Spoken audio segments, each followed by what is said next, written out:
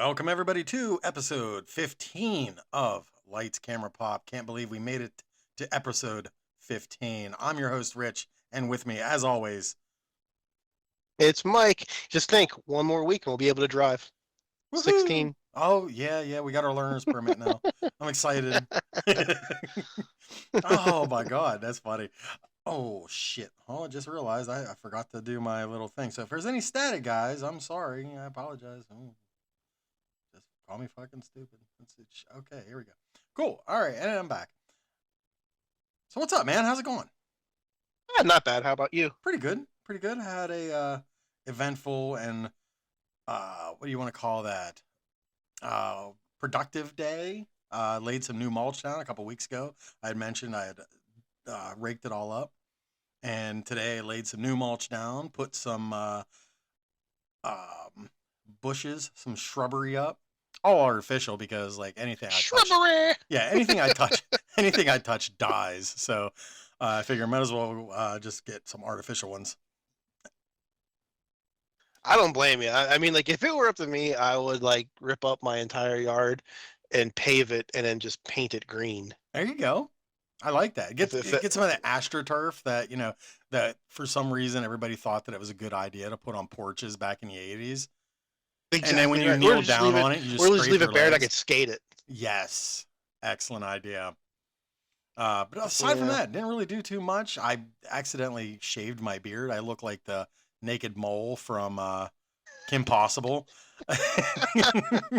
Like, I was using beard trimmers and I was trying to use a different setting because I was going to try to keep my goatee a little longer and just trim the beard part down. And it looked freaking hideous the way it came out because I used these clippers and the setting went down a little lower. Well, some of it went low, some of it went half. I don't know if it was offset, but it was pretty messed up. So it's like, you know what? I'm just gonna shave it off. So Yeah, see, like, I'm the complete opposite route. I look like I'm either a crazy homeless man because I haven't had my hair cut or like really like trimmed up my scruff, or I just look like I wandered out of the mountains. One of the two. Grizzly Adams. Yeah, like I should be like, I don't know, like riding a bear down Main Street. I you know it's funny. I had something like I don't know why it just kind of popped in my head. I was in Target the other day and there was a baby screaming somewhere, but it wasn't a normal scream, and it was like a high pitched squeal or something or another, and I was like, oh my god, is Walker Texas Ranger in here? I kind of felt that there was an eagle soaring through the store, and I said that out loud, and I just turned around because I heard laughter, and here there was a Target employee, just he was building shelves for Halloween, and he was just sitting there cracking up laughing. That's awesome. That's awesome. Speaking of Halloween, Yes. yeah, spooky season's right around the corner. I did think of a really cool topic. Okay. And it's All not for right. today, right? What was that? It's not for today, right? Because if not, like No, my no, notes not are for today. really Not for today. freaking off. This is one that we can talk about. I'm thinking a little bit more into October. Okay. Um, I remember the 1980s, the whole Satanic Panic. Yes. I Yes. think that would be a I think we cool definitely need to topic. do that topic. I wonder if there's anybody involved around that time that knows that was there when it was like fresh off the presses and everything to get on the to have a guest on the show to talk about it. Because That would I be can cool. imagine. I just remember when it was all going down, being a kid, like being it all over like 2020 and all that sort of stuff. And I'll never forget. Like, I guess we can do like a little teaser of it. I'll just never forget when I was younger, probably early high school, probably like a freshman in high school. I remember like the religious channel would always show this show on um in around Halloween, around October. It was called Hell's Bells, and it was all about like satanic music and everything like that. And I remember me and my mom were watching it one day, and I'm just like, and I'm just laughing. My mom's super religious, but she's cool. But I'm just laughing at it. I'm like, I have that record. That's I have that record. hilarious. That record sucks. Venom's awesome. Like, and I'm just like, and my mom's just like shaking her head. And the whole time she's like saying all these Hail Marys in her mind, like, please save my son. Pretty much. I'm like, Venom's Welcome to Hell is a great record. In League with Satan's one of my favorite songs on there. My mom's just looking at me like, where have I gone wrong? She's about to like, about like super soak me down in holy water. Um, but yeah, my mom was cool. My mom and dad were cool about it. They knew that like, yeah, the music was goofy and everything like that, but they just knew it was entertainment. They weren't as one of those weird like we got to get rid of everything and burn it in the backyard type of people, which is Right. cool. So, but yeah, I think that's going to be a cool topic. I was thinking about that the other day when I was at work. I love that idea. I think that is a great idea. Awesome. Um, yes, and that's kind of funny that you started mentioning that because like you were saying about like the music and everything. So if you haven't read by the liner notes of our show, we're gonna be talking some music and albums and some songs and stuff like that. But before we get started, want to go and like get caught up on a few things. Before we Yep. started, you were telling me that you watched a few things. What'd you watch? Okay, the number one thing that I watched over the last couple of days was the Tony and Ziva from the NCSI Oh spinoff. yeah. Yeah, How's so that? they only dropped 3 episodes so far. We watched all 3 episodes, and I really enjoyed it because I always liked NCSI, and I always liked their characters and the way they had like their tension, and they had the kids and the way they bowed away from the show and everything like that. So this is if you're an NCSI fan, if you are especially like a Tony and a Ziva fan, this show is really good. You will like it. That's awesome. I've always liked those shows. Law and Order, NCIS. I thought they were really good. Jag. Then I watched Shiny Happy People. Did you ever see that? The name sounds so familiar. Well, number one is is it a everyone thinks it's an REM I song, was just gonna but ask, is it a documentary about REM?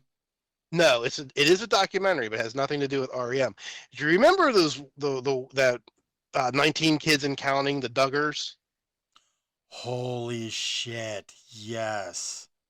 It was about them, and it was about like the rise of like their weirdo religious extremism, Okay. and it's like a 2 season, if you will, like documentary, Mhm, and it's like maybe like 8 to 12 episodes total, mhm. but well worth it. Like they talked about the rise and ultimate fall of the Duggars, the Duggar children, like some of the Duggar children are on there, and they're like saying how like they don't even talk to their family anymore. Yeah. I mean, like it's very cool. Like it was very well done, and then it went into like just their fundamentalism, and then how like their fundamentalism went insane with like other people. Very worth watching. There is, of course, it is a documentary, and one thing that I don't like about the documentary, this is just my opinion, the documentarians put a little bit of their Of course. biases and slants into it, and I don't like that. But other than that, you know, come up with your own your own ideas and your own ways of thinking about it, but definitely worth watching. I enjoyed it, and the last thing that I watched was just something that like I always watch this movie. It's just one of my favorites. We're getting into the season, and Tucker and Dale versus Evil. You know what's funny is I have never watched that. I thought for sure you were going to be like, I love that. And it's funny You've because never watched I've Tucker and Dale? never watched it. And everybody has told me that I need to watch this movie, especially um, that I'm a fan of like horror comedy when it's like slapstick, and I think it's so hilarious. And yeah, I just never got around to watching it. So bizarre that I That haven't. is arguably my favorite horror slapstick film of all time. Wow. You, I'm gonna dude, have I'm to about check to that end the out. podcast now just so you can go and watch it. Like it is so good. I mean, like seriously, it is so good. It's so funny. It's fantastic. If you've never seen Tucker and Dale, for you or anybody who's listening, watch it. you'll get a kick out of it. It's absolutely hysterical. Um, it's not like there's no like crazy over the top violence either, but there is like, obviously it's tongue in cheek, Of course. horror-esque, horror adjacent, if you will. But definitely worth watching. Yeah. So funny, I'm so gonna need good, to watch well this. written, excellent movie. Love it. 5 out of 5 stars on that one. Is it That's pretty much all streaming on that's pretty much all anything? I've watched. What was that? Is it streaming on anything? Yeah, I'm looking yeah, right now. it's I think I watched it Oh, on Tubi. Amazon. Yeah, Tubi, I think it's on Prime. Hulu, Prime, Pluto. Wow, this movie is everywhere. Roku, Yeah, it's Amazon, all over the place. Disney Plus. No, I'm joking. Because it's so damn good. Yeah. So I followed up with one of the things that you had mentioned last episode, Capturing the Killer, the girls on the high bridge. Oh, okay. I watched that on Hulu, like literally, I think the same night that once we ended the show, I went out and watched it. And it was really good. It was very well. How can you say that it's really good? But it was very well done, Right. and put together. But I watched that, and I know this wasn't really anything major, but like I usually go to bed at like 9:30. But Me too, because I get up at the butt crack of dawn. yeah, me too. And here, 2020 was a new episode this past week. So it was about the 4 college students and the teacher's aide that went and killed them. And it was a 2-hour episode. And it was good. It was very well done. Also, like 2020 is really good on those.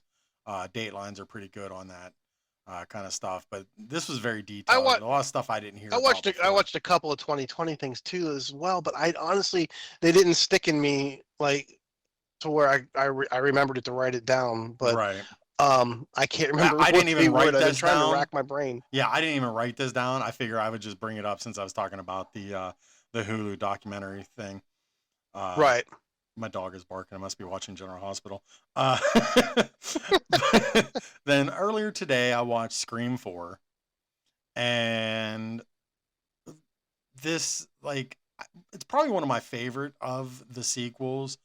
It's a neck and neck between Scream 2 and Scream 4.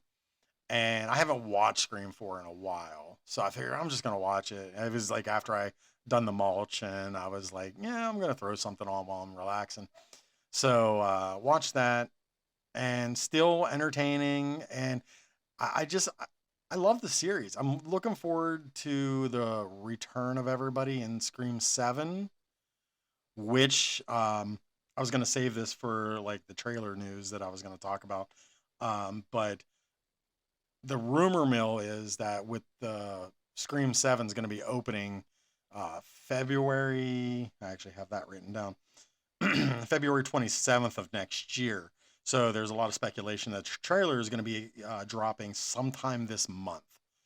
So I'm pretty excited to see it because with everybody coming back, Matthew Lillard and Skeet Ulrich, and I'm looking forward to it. Hopefully they do it justice, and I hope they do it right and do it to bring it to an end. Because that would be interesting the way they do it. I want to see how they do that. So I would like to see them kind of like what's the word I want to see them like retcon a lot of their stuff. I want to see Scream turn into how Halloween did, where it just retcons everything that they done and just make up their whole new series based off of the first movie. Nothing after 2 happened.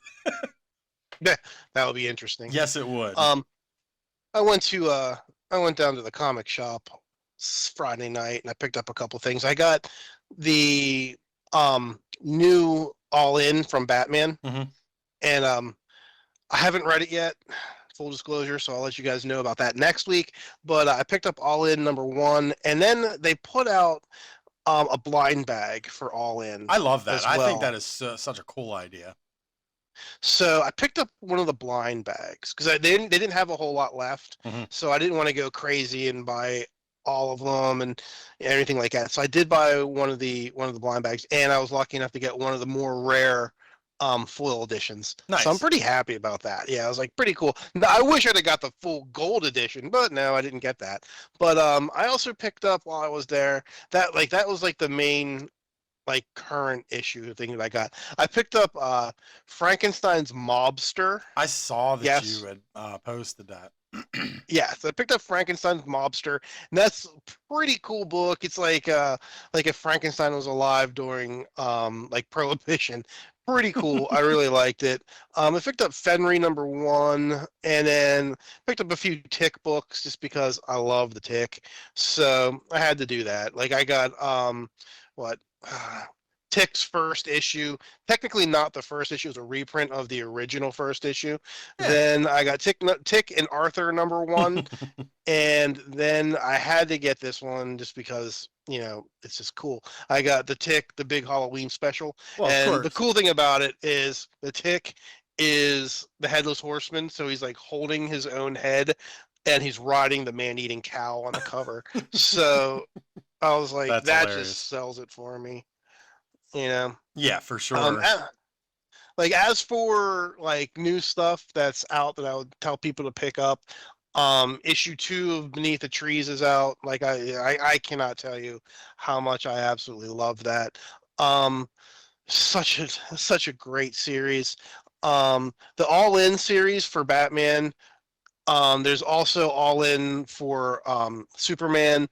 Batman Deadpool #1 is out now. Oh, I missed it. It sold out of from course it did. so I wasn't able to get one. So I'll probably pick up a second printing and look for a first printing some other time. And yeah, if I can get one for a couple dollars, I'll snap it up and just toss it off to the side for me. Yeah. Trying to think what else. Yeah, I mean, like DC's like really going hard on the all-in stuff. I mean, there's lots of great things. Then I did pick up 2 more that I haven't posted yet, so you haven't seen these ones yet. I picked up Superman #712, which just has a iconic cover on it, and it's an iconic crypto cover. I'll have that. I'll have these 2 posted up on my Instagram tomorrow. You'll be able to see them. And then I got Batgirl Universe #18, and it's the Harley Quinn cover where Harley Quinn is about to thump Batgirl with her mallet. Okay. And it's the Christmas edition, the Oh Holy Night edition. So definitely, yeah, I picked them up on the cheap. Um, Glad I grabbed them. Uh, Not necessarily rare books, but just cool books in general. Nice. Yeah, I think that's a pretty good haul there. Yeah, I yeah, I can't complain about it. Haven't bought any like actual vinyl in a long time. really. Plan on getting some pretty soon. But Uh, all right, so well, shall we dig into our topic? here in a few. I wanted to kind Okay. of rewind for Oh a yeah, second. go Something ahead. else, which I'm sure a collaborator of this may come up later on. Hmm. But something else that I watched, and I haven't watched in quite a long time, was Tim Burton's Frankenweenie.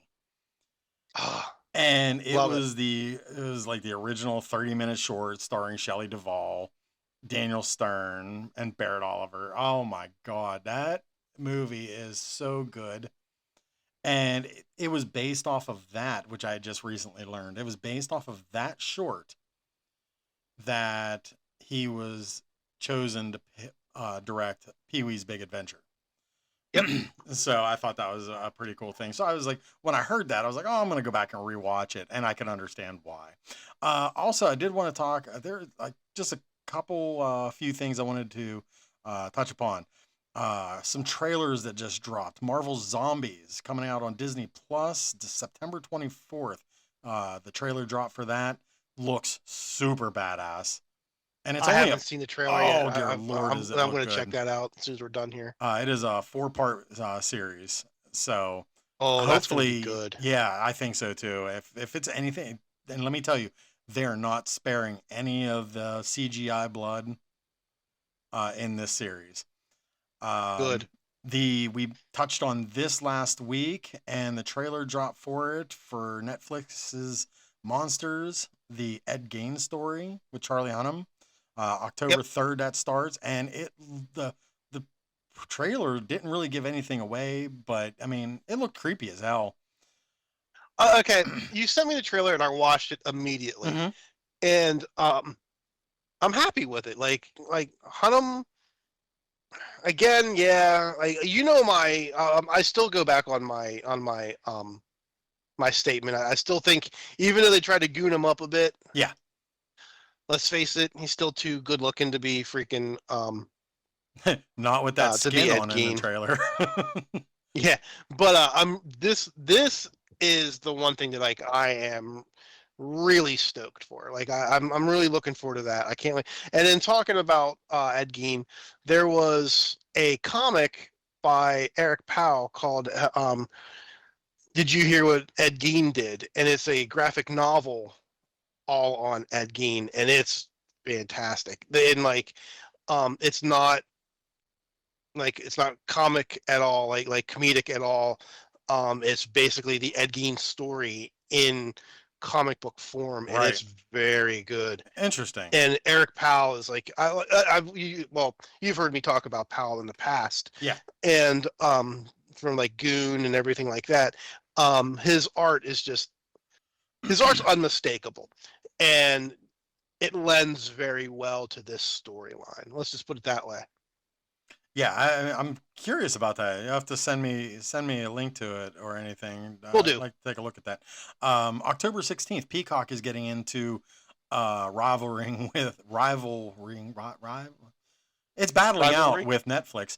I just felt There you like go. Porky Pig for a second. Devil in Disguise, the John Wayne Gacy story. Trailer looks pretty wild for that. October 17th, Black Phone 2 is hitting theaters, and it looks really. I didn't think the first one needed a sequel.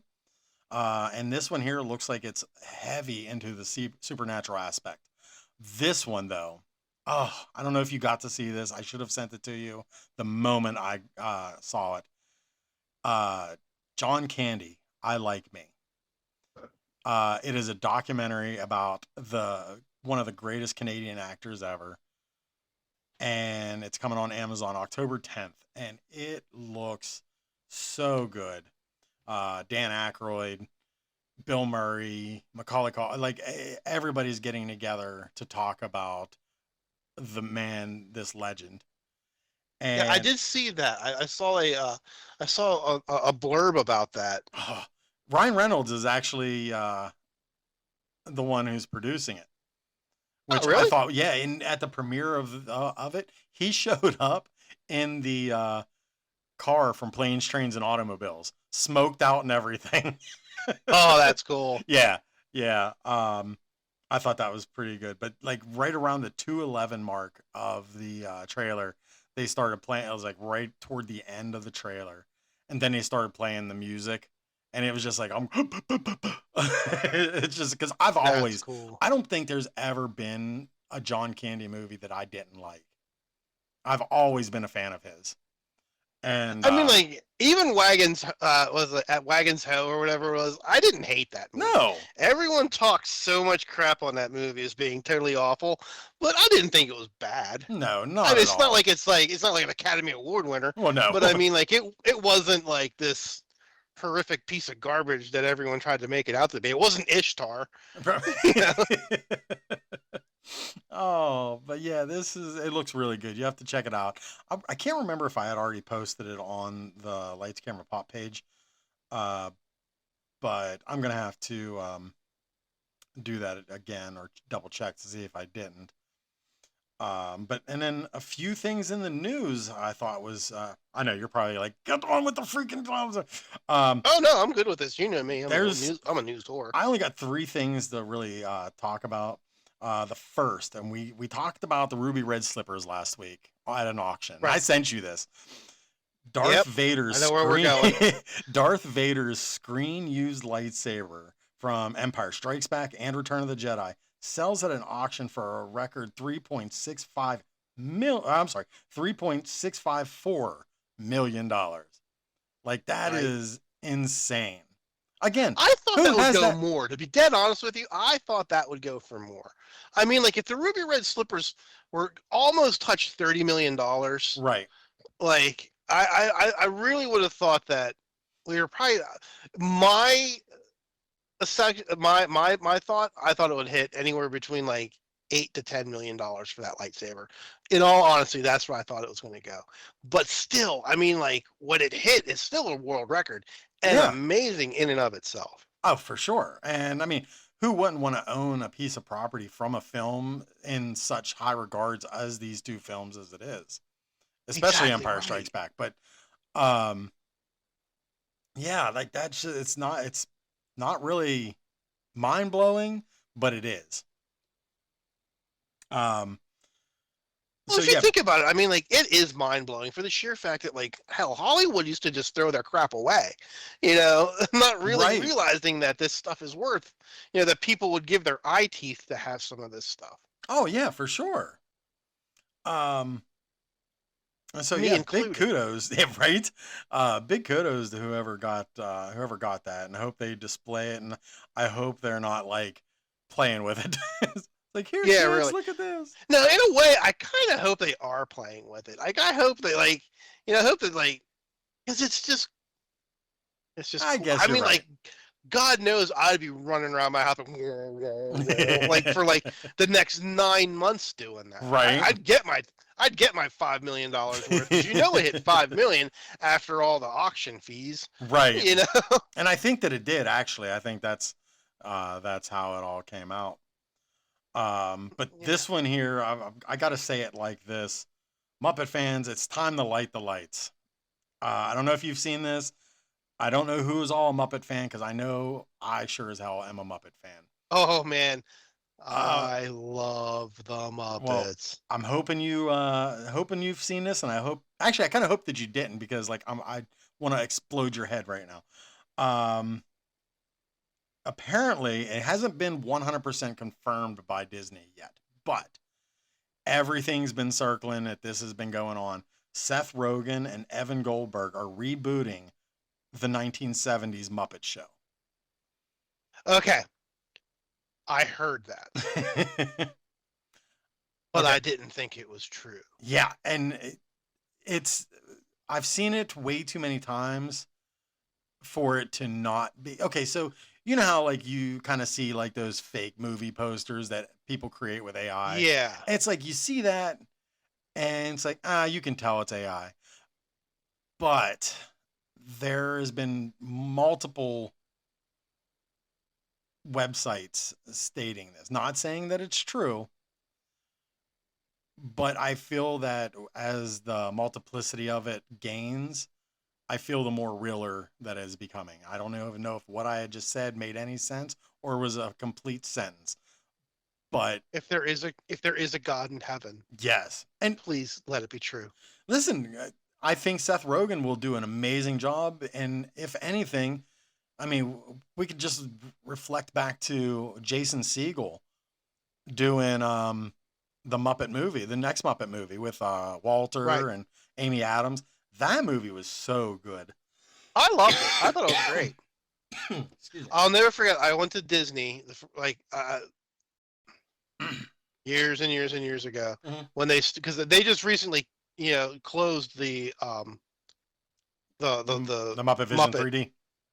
Yeah, and I'll never forget. Like the first thing that I did, like, because like where they had the Star Wars ride and and the uh and the Muppet Show Okay. were like right across from one another, Yeah. and like I was stuck like in between. I'm like, oh my god, which one do I do first?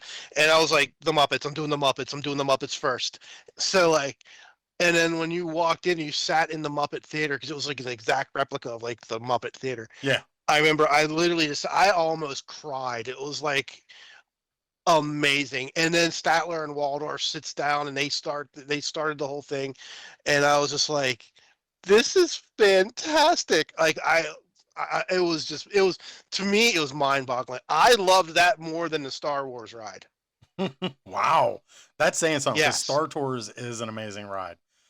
Oh, Star Tours was awesome, but when I Yes, it did is. that, when I sat there and I was in the Muppet, I was like, literally, like the back of my head, I'm like, I'm in the fucking Muppet Theater. I'm in the Muppet Theater. I'm in the Muppet Theater. Like it was just amazing. It was just so fantastic.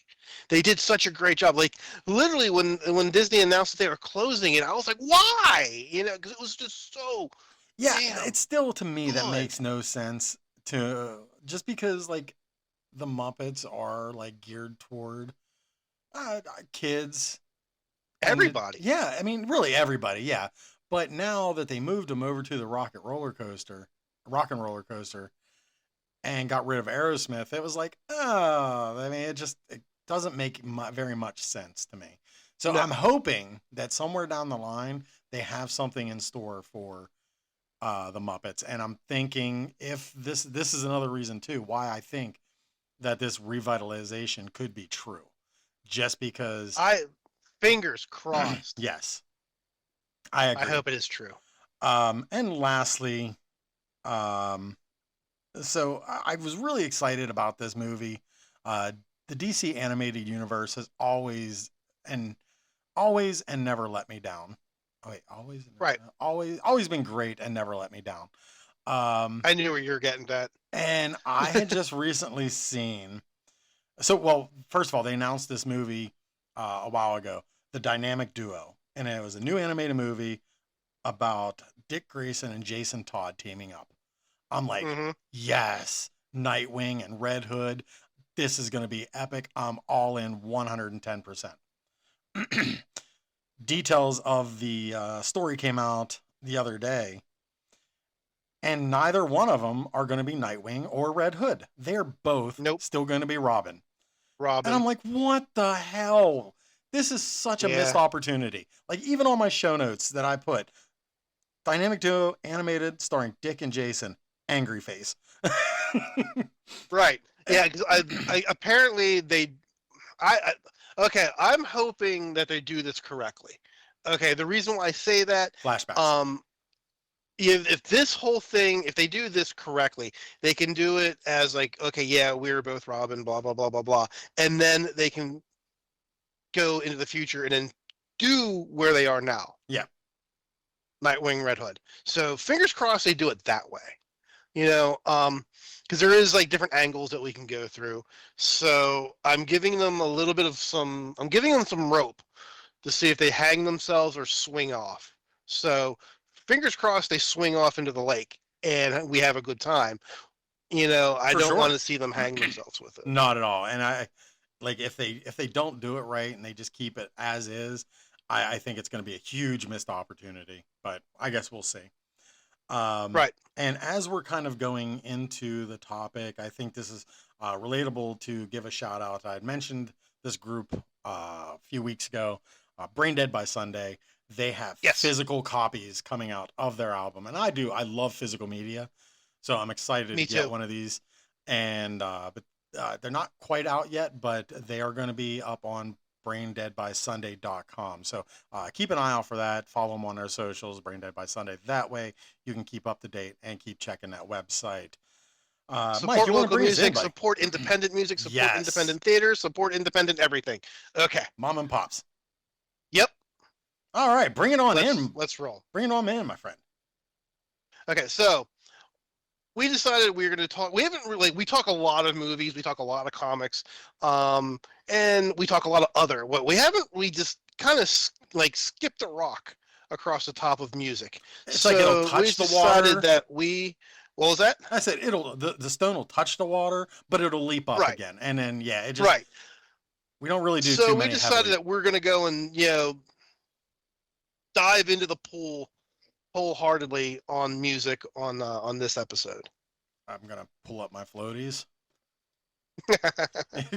I'm gonna do the triple Lindy off the. Oh my god, that was a back to school reference. Yes. There we go. And I have to use back to school because one of the bands I knew it was coming.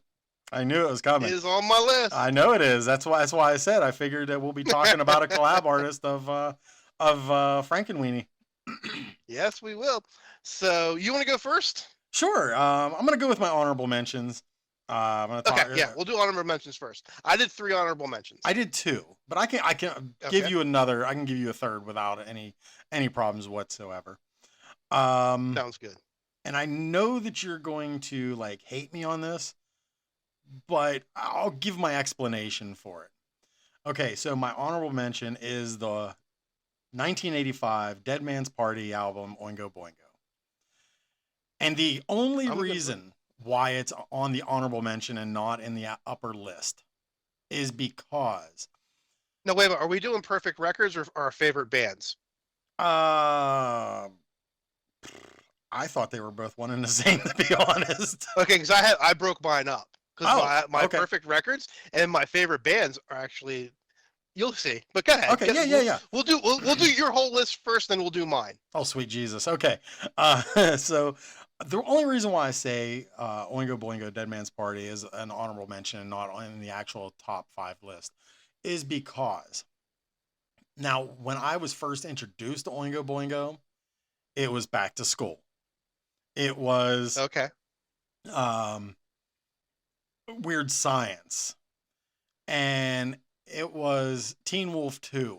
So every song that I've heard from them first before actually listening to it, because let's face it, back when we were kids, we didn't have easily accessible to music. We didn't have easy No, we access to did music. not. We didn't have Spotify or Apple iTunes or anything like that, Pandora, Spotify, whatever. I said Spotify. But so we didn't have it. So even on MTV, they didn't really get a whole lot of airplay. So when I hear Oingo Boingo, and I listened to this album the other day to find out if I did want to put this in my top, and I'm like, I all their songs are good. Like that whole album is stellar from start to finish. I didn't feel the need to skip any track, but thanks to me hearing them first through those movies, that's where my mind gravitated toward. That I paid more attention to the songs that I've already knew than the songs that were good. I hear So you. I get it. yeah, it was nothing again because I tell you what, and Danny Elfman is a musical genius Oh and yes, had given us countless soundtracks of our childhood and adulthood and still does, and still still does, right? continues to do so. Yeah. So like I want to put them in the top, but I can't for that. I feel like Shark Tank, and for that reason, I'm out. Uh, so, my second honorable mention is just I didn't even put the date because it just kind of like clicked to me. Is the I didn't do any dates. I just put Oh, okay. The Chronic from Dr. Dre. great record. It really is. It is phenomenal. And it's one of those ones that nostalgia always takes over because I remember in 94, 95. I want to say that was around the time period that it came out. And Yeah, about 93, 94. okay. So, and I just remember being in school and I remember that album. I'm playing it and Dre Day was on. And actually, I don't even think it was Dre Day. I think it was Rat-a-tat-tat. And my dad had just come into my room to yell at me about one thing, and then heard the lyrics And yelled at you and about yelled at me another. again. Yeah, oh, it was just insane. So yeah, that was that was an interesting time for me because at that time too, I was like going through that period where the music and we've talked about this before like off of just texting through and everything is like at the time music defined who we were Hmm. and it was like one of those things that people kind of judged you by the kind of music that you listened to. So if you listen to rap, you kind of fell under one clique. If you listen to punk, you fell into another clique. If you listen to it was country. It was one of those things that just how it was. Right. And I am still in a sense, I'm almost 50 and I'm still in a sense still trying to figure out who I am. Isn't that weird? But at that time, No. you're just even more confused about who you are and about what you represent. So it's like you listen to these music, or you're trying to fit in with one crowd, so you start listening to one music, and it's just so that was just one of those albums that kind of like stuck out with me. So I will move on to I'll give a third one, Okay. Yeah. and you know what, I want to say I'm gonna say Aerosmith, Permanent Vacation, because Get it. that's another one. Like, Aerosmith has always been a phenomenal band, which is funny because Steven Tyler had just cut his hair off, and everyone made a big deal about it on the internet. The internet's such a fun place. Oh, isn't it? Yeah. So It's such a cesspool. um, but yeah, so Permanent Vacation was one of those albums I remember listening to it while my cousin is trying to teach me to drive in his Thunderbird in the Penn State parking lot. And I remember just like bumping into him and knocking him down. It was great when he's like, "Oh, park to me as close as you can." Well, I mean, I parked, and it was as close as I can. I mean, really, I guess. You're like, I said next to me, not on me. I was inside of you. Yeah. But yeah, so that's my honorable mentions. I'm gonna go with. Before I go into the top 5, let me hear your honorable mentions. Okay. I'm going to give you. Okay. First, I'm going to do my honorable mentions for bands. Okay. Then I'll do my honorable mentions for the best 3 records. Okay. So I know I did it a little bit different. But anyway, okay. My 3 honorable mentions for bands: Metallica. Okay. Okay. And I'm going to go with because remember we talked about songs. Yeah. So okay, Metallica, and the song that I think that would be like a good entry level for somebody for Metallica would be "The Thing That Should Not Be." Honorable mention for bands again is Operation Ivy, and the song is Sound System. And number 3 is a newer band, and they're basically my current obsession, which I absolutely love. Mm-hmm. They're called the Dead South. Have you heard of them? Yes. I'm sorry. Okay. Phenomenal band. Yes, they are really good. The song is called Banjo Odyssey, which I think is like, if you listen to Banjo Odyssey, you'll know what I'm talking about. And Perfect Records, honorable mentions. Mm-hmm. Okay. The Clash, London Calling record. Oh, good album. It's just the CNN of music. Snapcase. Okay. Which is a Buffalo-based hardcore band, and it was their record called Progression Through Unlearning. The lyrics, the music, everything about that record is just spot the hell on. And the last honorable mention for Perfect Records is a Pittsburgh punk band called Osrotten, and the record is called The System Works for Them. It is every song on there is just a blister.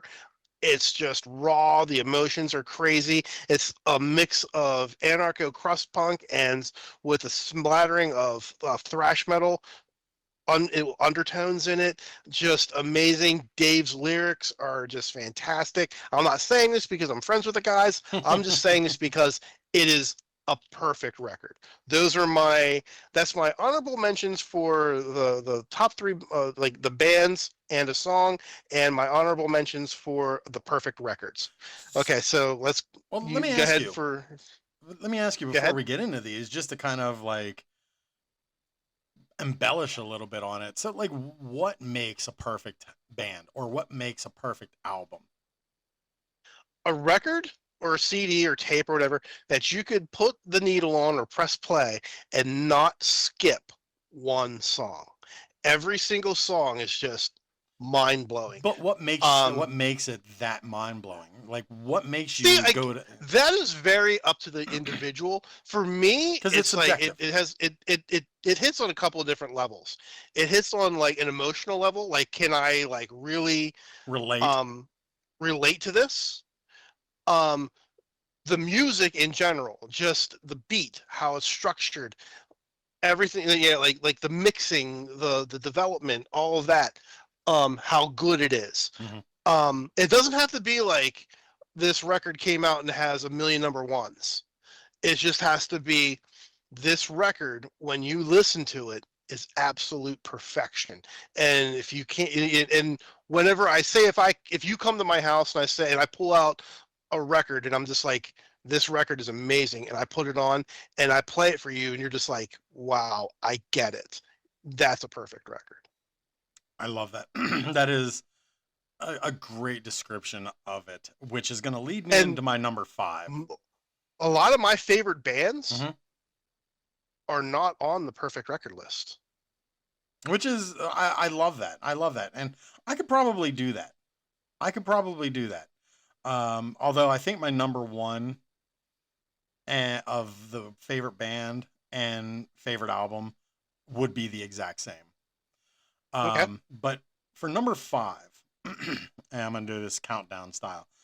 For my number five, hate it when my tongue is bigger than my mouth. Excuse me. 1987. Okay, so I didn't hear this group in 1987. So when I was in high school, I was not as heavy as I am now, but I was still I was awkwardish, I guess you can say. But I was like, you know what? I could be a skater. Why not?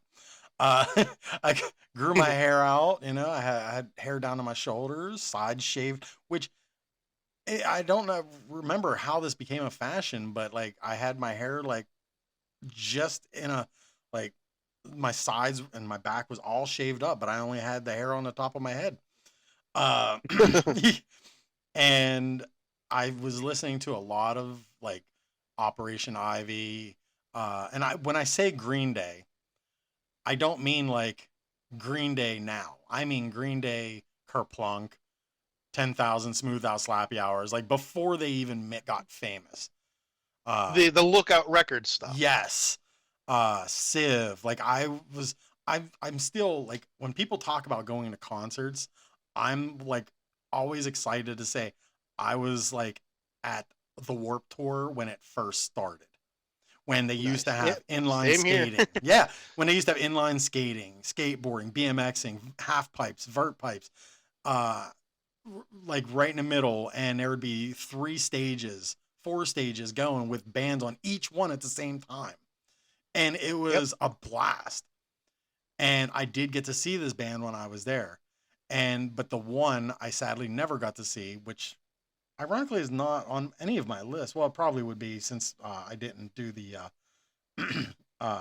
band.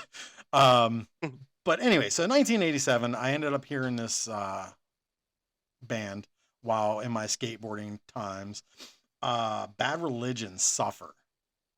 Oh, And that is an album that I can listen to from front to back. And it's funny because sometimes I have to listen to it from the back to the front, because when I was first given the cassette tape, when they made the cassette tape, they put the backside on side A and the side A on side B, and I didn't like correlate it until later on, till the CD came out.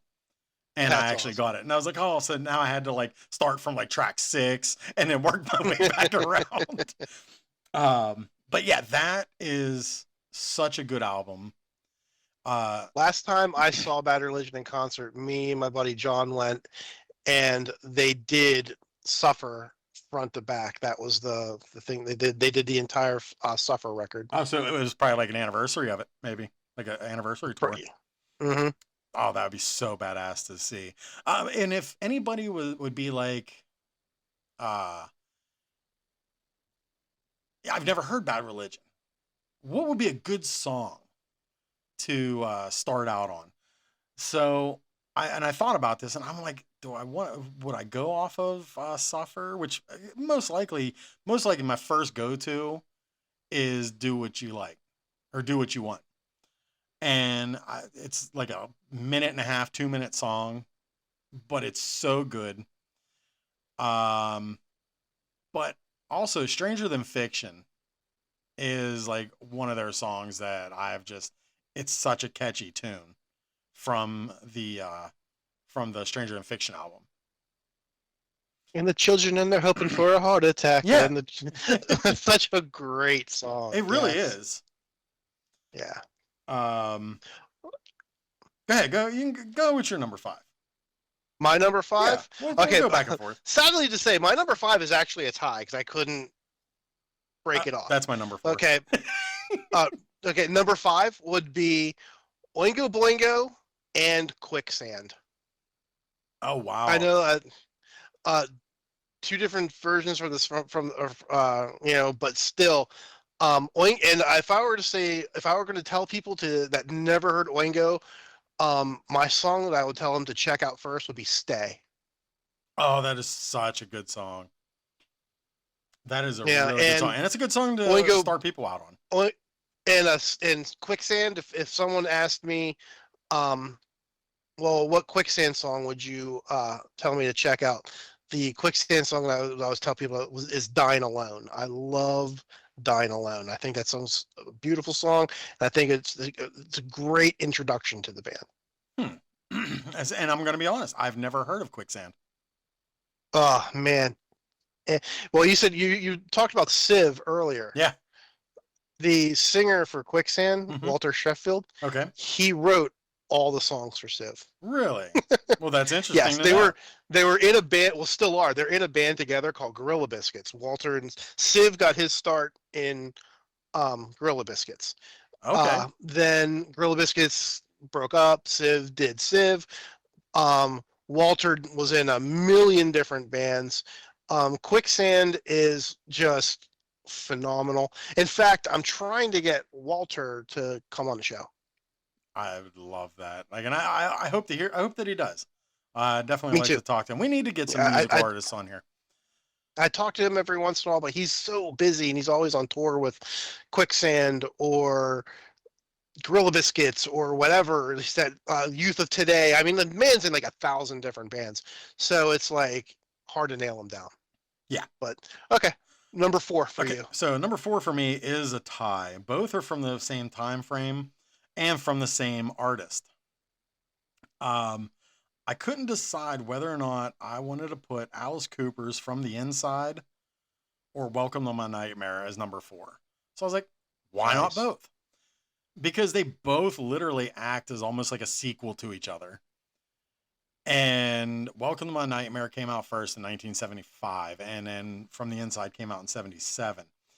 But Welcome to My Nightmare is just like, it's the album that started the Alice Cooper that we know today. Right. And then From the Inside is just like a journey into the mind if your mind was a mental institution. And it's just storytelling at its finest. And they really don't make music like they used to. You know, we talk about this all the time. That, you know, they're just like the artists today that are commercial, I say, they really don't have a lot of heart to their music, the way or passion for the music like the artists did back in the day. And I'm not saying that there isn't passion out there, because there is, and you can hear it when you hear certain bands, and especially local ones. And I'm not saying that as like a plug to, you know, because we were just talking about supporting indie and local artists, but it's true. Right. Because when you have a local artist, it's like they get it, and it's in. And I'll tell you another one of the current artists who's no longer with us, and I actually believe today was the anniversary of his passing. Mac Miller was one that, like, I couldn't really relate to him, some of his stuff. But let me tell you, like, he had a lot of heart in the music that he had put out. I'm going to be dead honest with you. I've never heard a Mac Miller song.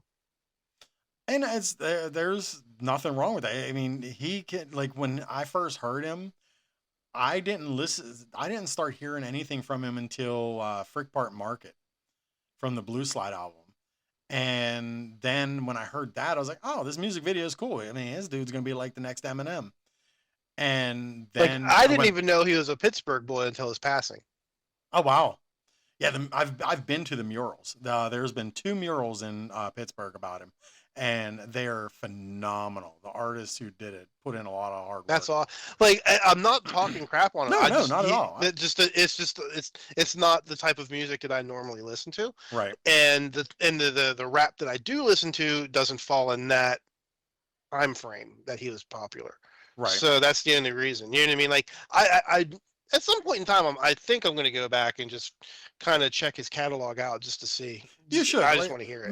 maybe what I'll do, I'll curate some songs Okay. and Yeah, send you a please do. playlist of them. Give me like a jump off point. Yeah, yeah. So yeah, my number My 4, Alice Cooper, From the Inside, and Welcome to My Nightmare.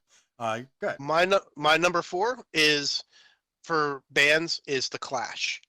And um I would say if you're going to try to get into The Clash, everyone knows, should I stay or should I go? And, Rock the Casbah, London Calling, Yeah. all that sort of stuff.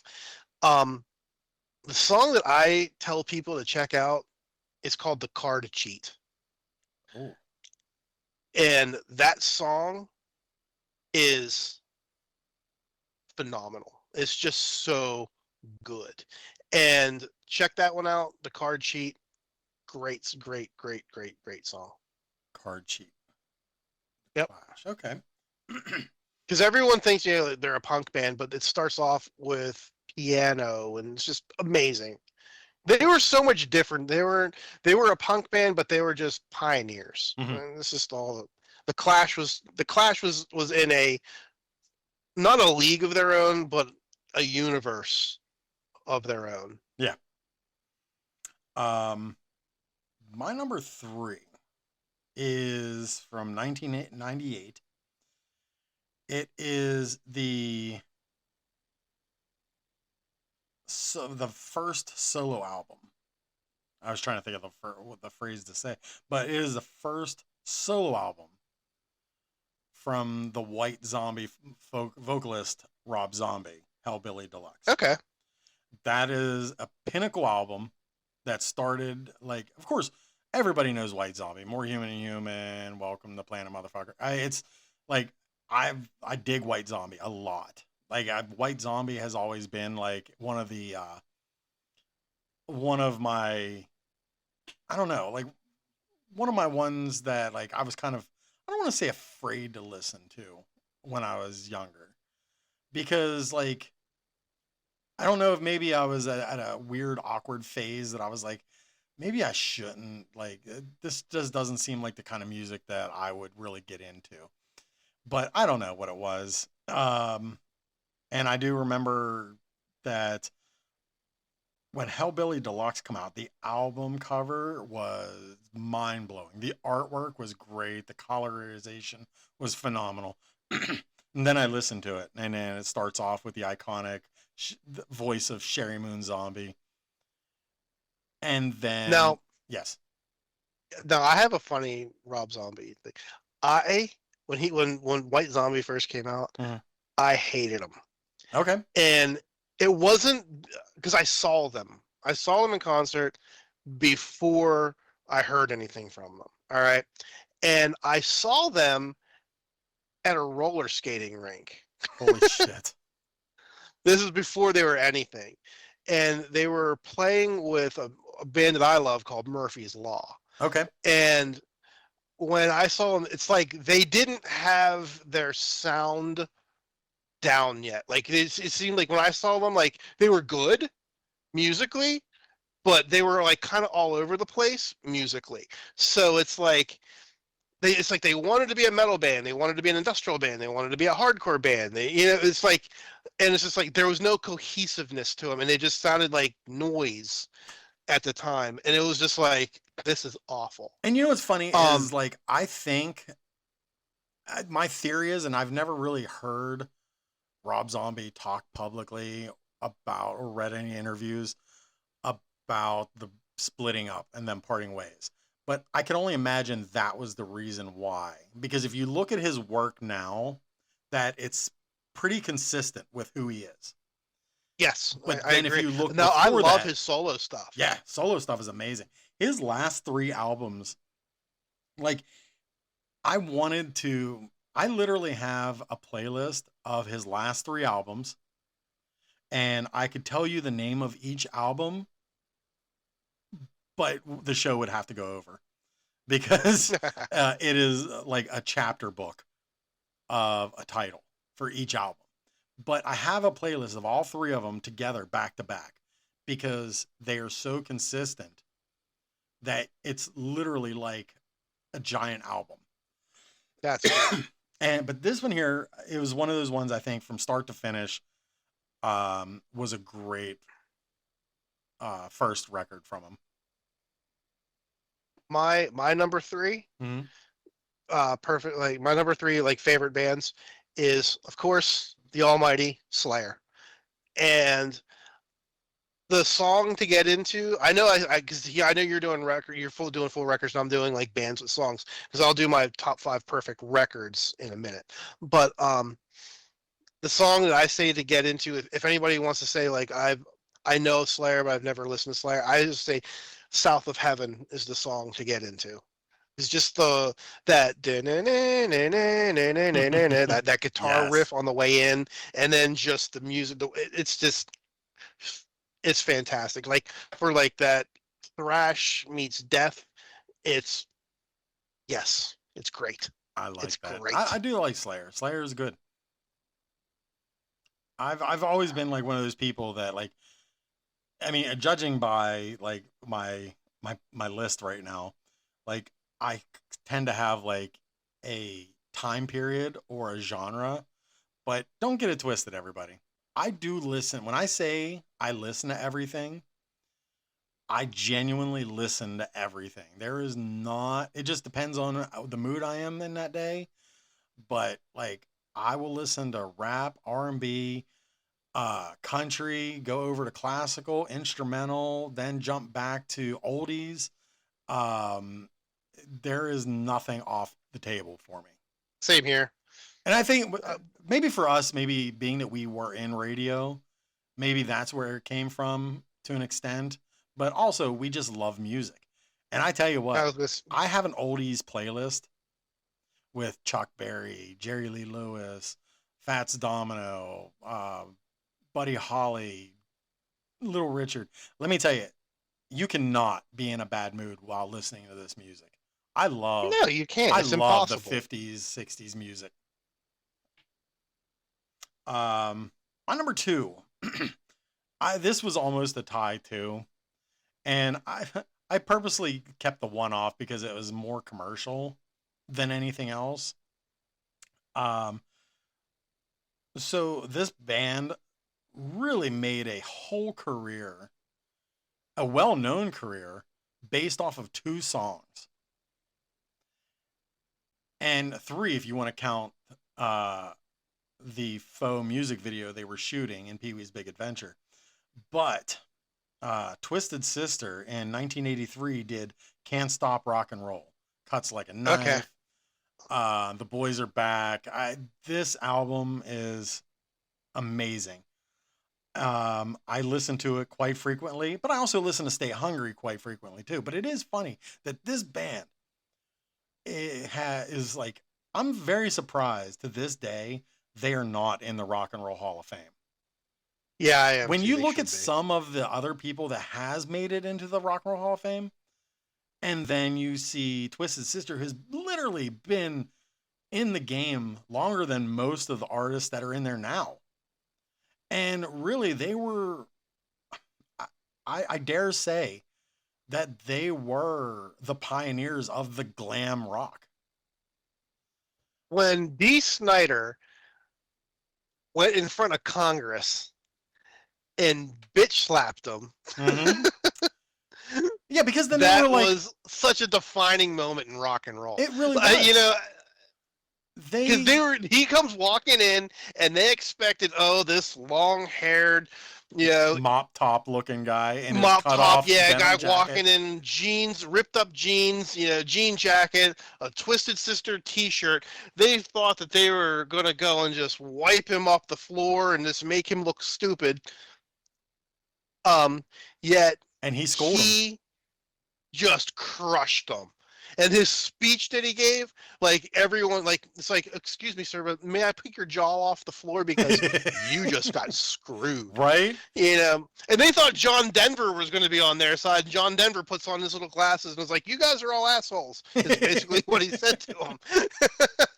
But yes, I 100% agree. Even if he just did one half of a song, just what he did in front of Congress makes me put him in the Rock and Roll Hall of Yeah, Fame. for sure. And he is such a well-spoken, and I've listened to countless interviews with him. I've been wanting to read his books, and I haven't had a chance to pick them up. Um, but yeah, I listen to Stay Hungry and Can't Stop Rock and Roll quite frequently. It's a lot in rotation for me. Um, but yeah, he definitely that this band is phenomenal. I agree. My number two Hmm. is this is my number two and number one are going to surprise most of my friends. My number two is a band that I think everybody on the earth should listen to, and if they don't, they can go to hell. Um, like New no, Kids on the like Block. yeah, this band is just amazing to me, and the band is called Sunny Day Real Estate. I remember you telling me about them. I freaking love them. Isn't there Um, a band member from the original Foo Fighters or something like yes, that? Okay. yeah. Yeah, like when Sunny Day broke up and the drummer and the bass player moved over to Foo Fighters, the original drummer William Goldsmith left the Foo Fighters, went back to Sunny Day and the Fire Theft. He does a few other things as well, where the bass player stayed with the Foo Fighters, but he does stuff with Sunny Day. Now it's a long story, but Sunny Day Real Estate and the song that when anybody ever asks, like I could give a litany, but I usually tell them In Circles. In Circles. I'm gonna have to check them out because I haven't. You've told me about them so many times, and I have not had I've not like really dived into their catalog yet. So I'm gonna have to check them out. I do Just want to. they're just it's just beautiful. They literally just write beautiful music.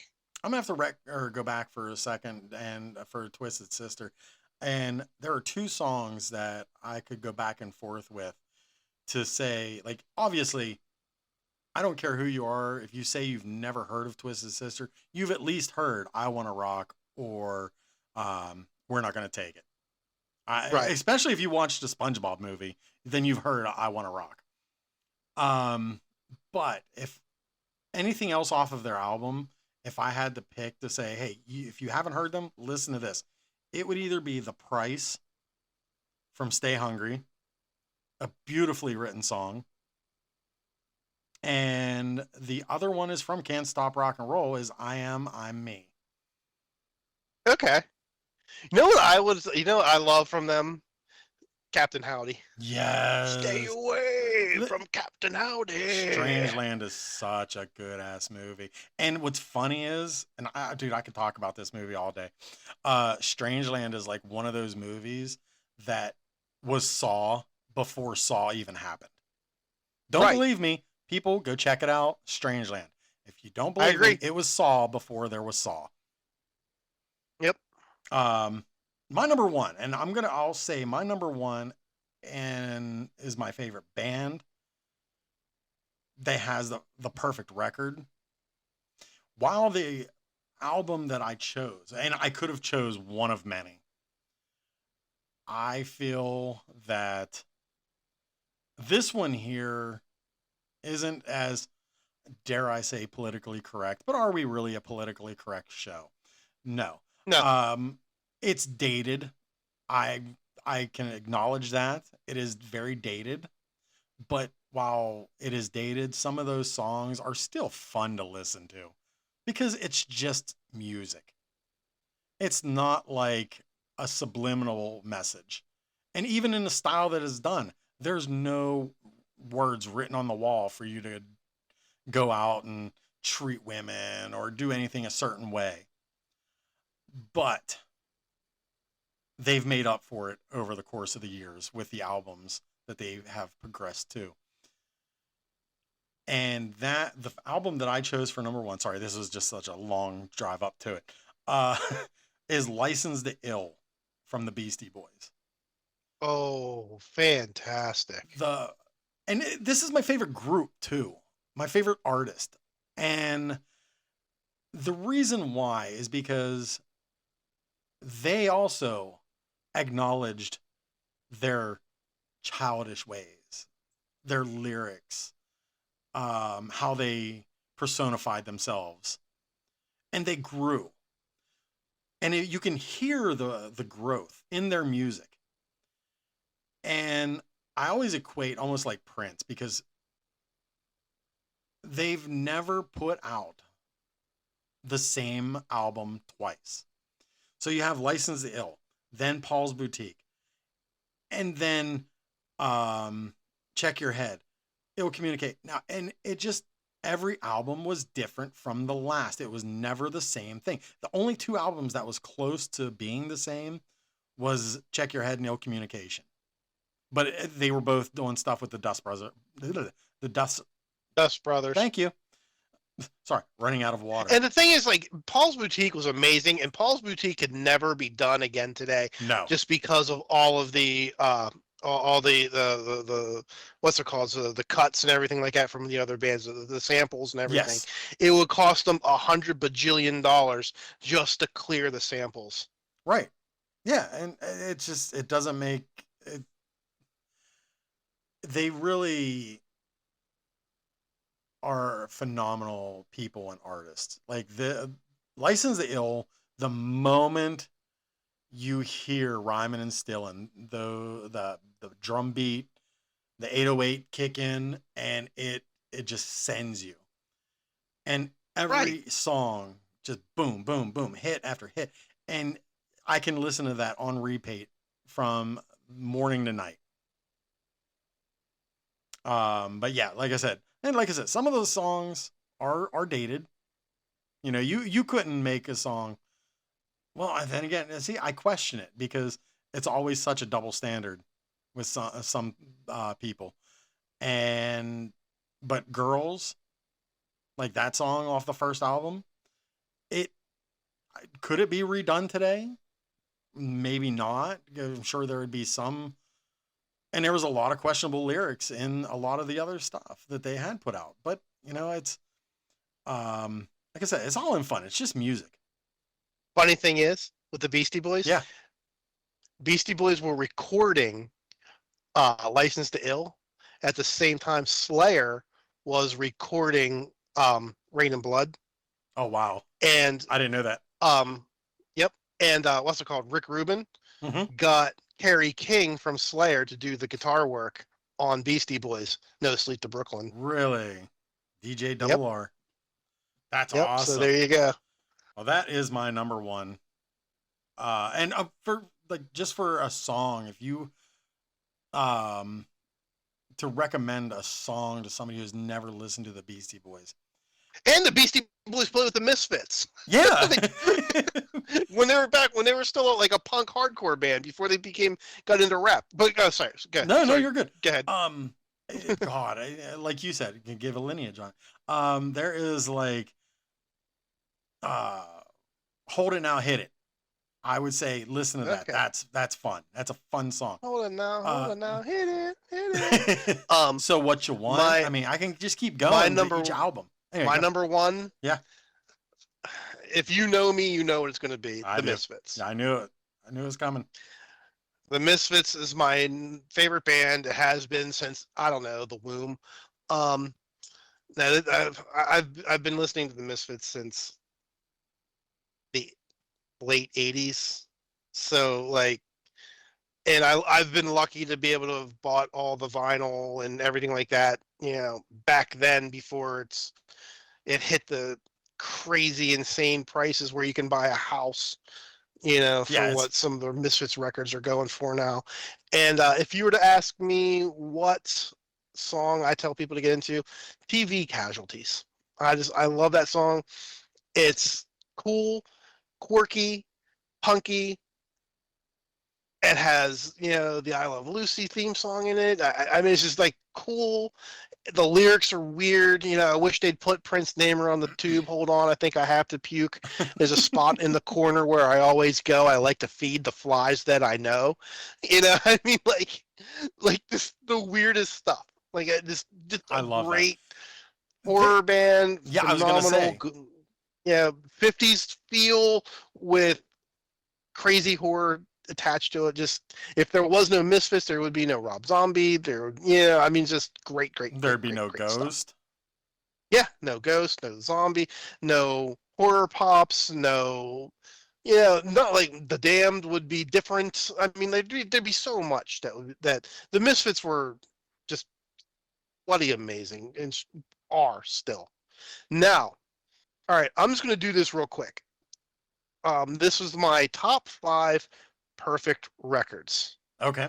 Okay. And I am going to do them from number 5 to number 1. Number 5 to number So one. I'll just do Gotcha. them. Yep, I'll do it. So number 5 is Danzig 2 Lucifuge. Okay, good That album. record, the record is just great, very bluesy, um, amazingly dark lyrics.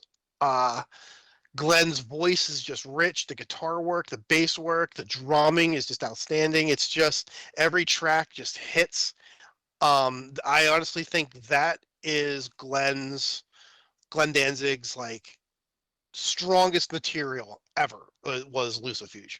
Number 4, Run DMC's Raising Hell. Yes. Raising Hell was a game changer in the hip hop world. Um, just crazy good. Every song on there from like My Adidas. I mean, like it's tricky. I mean, it's just hit with banger after banger after banger. It I was just listening to wrote UB Illin the other day. right, and it put it wrote it put down the blueprints for so many different versions of hip hop, like The everything Beastie from party Boys. hip hop to gangster rap. You know, can basically come from that record. Number 3 is a band that not too many people have ever heard of, but are crazy good. The band is called the Appleseed Cast, You are absolutely correct. I have never heard of them. and the record is called Two Conversations. And it's funny because like the Appleseed Cast has been around for a long time. They're from the Midwest. Just great, great, great band. Very Sunny Day Real Estate-ish. In fact, I saw them open for Sunny Day, and they were mind-bogglingly good. Like, just again, pull my jaw off the floor. Good. Um, and it's just funny because like they have, like I said, they have like a bunch of different records, and then Two Conversations. It was the one that like most people did not like. I mean, it got like good reviews, but like out of all of them, it got the worst reviews out of their reviews. Like, instead of getting like A pluses, it got like B plus to A minus. Okay, um, it still was like everyone's like it's still great, but check out this record or check out that record before you check out Apple Two Conversations, where I'd say screw that, listen to Two Conversations. That record is crazy good. It starts off with a short instrumental, Okay. and then it's basically uh the song is about a relationship. You meet the person, you like the person, you fall in love with the person, you get into your relationship, the relationship sours, you break up, then you become friends again. Hmm. So if you were ever in a long-term relationship, this record, like, you're just like, I know that feeling. I know that feeling. I know that feeling. And I'm not going to do any like what song to listen to on this except for this one record. Okay. I'm going to tell you to listen to Fight Song. Fight song. Yes. Um, a short song, but great. Um, Appleseed Cast, definitely a band that you should check out. Very relaxing, great song structures, great voice, great lyrics, good music to sleep to, good music to drive to. Very good. Just a top tier band that no one's ever heard of. Until now. Number two, until now. Number two, Metallica, Master of Puppets. I don't have to tell anybody anything about that record. If Everybody knows. I mean, it's Metallica's opus. Sometimes I say Ride the Lightning actually might be a little bit better. It just depends on the mood that you get me in. But Master of Puppets will never let you down. And number one, drum roll please. What do you think my number one record would be? Knowing me, what do you think it would be? I'm just curious. Because you're going to get it wrong, because no one would think this is going to come out of my mouth.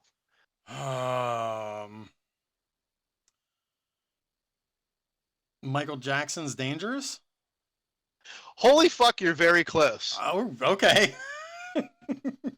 You're half right. Thriller. Nice. Thriller. A phenomenal album. Why didn't I say Thriller? That would have been actually pretty funny if I would have got it. If you would have got Thriller, I would have just been like, where are you and how did you read my thing? Because like most people would not peg me as a Michael Jackson fan, which I'm not nobody really. pegs you, but Thriller is perfect. I cannot disagree with perfect. you. Cannot disagree with you at all. So everybody, I hope that everybody has enjoyed listening to episode 15 of Lights Camera Pop. And it's a bit of a long one, sorry guys, and I'm sorry Weird Al didn't make it, but 2026. I love how you threw that in there, and we did a music episode, but yet we didn't even mention it. Oh shit! I had to do it. But everybody, you can follow us at Lights Camera Pop Pod on Instagram, Lights Camera Pop on Facebook, and Nomad_Comics_Collectibles. And on that note, everybody, thank you for getting your geek on with us. Have a good week. See you next week, guys.